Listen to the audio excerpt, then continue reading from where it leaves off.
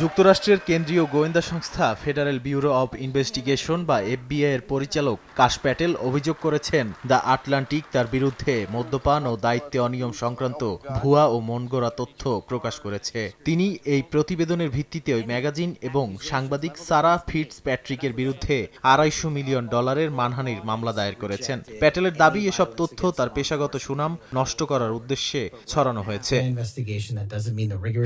তবে the Atlantic জানিয়েছে তারা তাদের প্রতিবেদনের পক্ষে দৃঢ় অবস্থানে রয়েছে এবং মামলাটিকে ভিত্তিহীন বলে অভিহিত করেছে। সাময়িকীটির দাবি তারা অনেক সূত্রের সঙ্গে কথা বলেছে এবং সংবেদনশীল তথ্য যাচাই করেই প্রতিবেদন প্রকাশ করেছে। তাদের মতে এটি স্বাধীন সাংবাদিকতার অংশ এবং তারা আইনি লড়াইয়ের জন্য প্রস্তুত।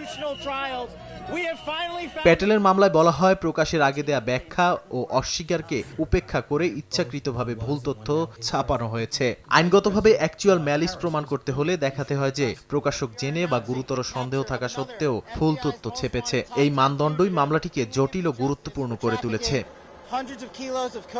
এই মামলা যুক্তরাষ্ট্রের সরকার ও গণমাধ্যমের দীর্ঘদিনের উত্তেজনাকে আরো সামনে এনেছে। বিশেষ করে সাম্প্রতিক সময় বিভিন্ন প্রশাসনিক কর্মকর্তার বিরুদ্ধে গণমাধ্যমের প্রতিবেদন নিয়ে একাধিক মামলা হয়েছে। বিশ্লেষকদের মতে এই ঘটনা শুধু ব্যক্তিগত নয় বরং রাজনৈতিক ও গণমাধ্যমের স্বাধীনতার বড় বিতর্কের অংশ হয়ে উঠেছে। নাদিম মারজান, সময় সংবাদ।